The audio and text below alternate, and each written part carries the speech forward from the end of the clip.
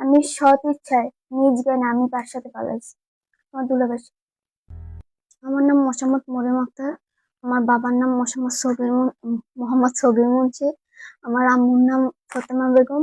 আমি ক্লাস ষষ্ঠ শ্রেণীতে পড়ি, সাফা মাধ্যমিক বিদ্যালয়, ২ নং ধানেসভা ৫ নং ওয়ার্ড।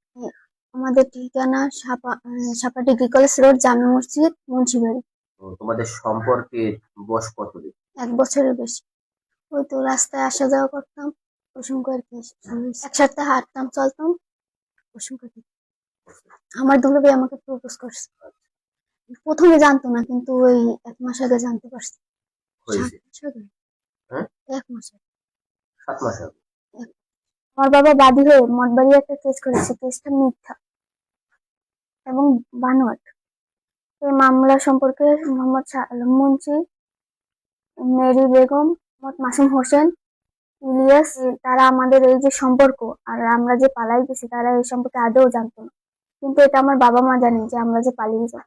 এই যে মিথ্যা মামলাটা হয়েছে, আমি আমার বাবাকে বলি যে এই মামলাটা তুলে নি। আমি সৎ ইচ্ছায় নিজ জ্ঞানে আমি তার সাথে পালাইছি। আমার দুলাভাই। আমাদের পালানোতে কেউ সাহায্য করেনি।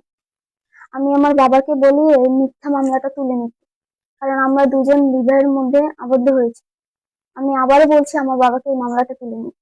২৮শে নভেম্বর ২০২৫ তারিখ। পালিয়ে গিয়ে কোথায় গিয়েছিলে? আমরা জি। ঢাকা। কটা বাজে? রাত ৯টা। রাত্র 9টায় পালাইছো? আর তোমার বাবা মা যে বললো রাত্র 12টা থেকে 1টা? না, আমরা ৯টা বাজে ঘর থেকে বেরিয়েছি। বের হইয়া তোমরা কি মঠবাড়ি ছিলে? না, আমরা এইখান থেকে ডাইরেক্ট ওই ভান্ডারে গেছি, ভান্ডারের থেকে বরিশাল, বরিশাল থেকে ওই জায়গায় গাড়িতে উঠে ঢাকা গেছি। আজকে ৫ই ডিসেম্বর ২০২৫, শুক্রবার। ৫ই ডিসেম্বর ২০২৫ শুক্রবার আমাকে ঢাকা থেকে আনা হয়েছে। তুমি চাচ্ছ কি? আমি তো চাই ওর সাথে থাকতে। আমি আমার স্বামীর সাথে থাকতে চাই। আমি এবং আমার বড় বোন, আমরা দুইজনই চাই আমার দুলাভাইয়ের সাথে সংসার করতে। তা তোমরা বিবাহের মধ্যে যে আবদ্ধ হয়েছো কিভাবে হয়েছো? আমাদের কোর্ট কাবিন হয়েছে। তোমার তো বয়স হয় না, তাহলে কোর্ট কাবিনটা হইলো কিভাবে? বয়স বাড়াইছে কাকুকে। কে বাড়াইছে? উকিল বাড়াইছে।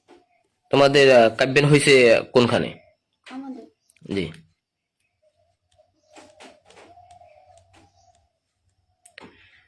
কাব্যান কি মঠবাড়ি হয়েছে না ঢাকায়?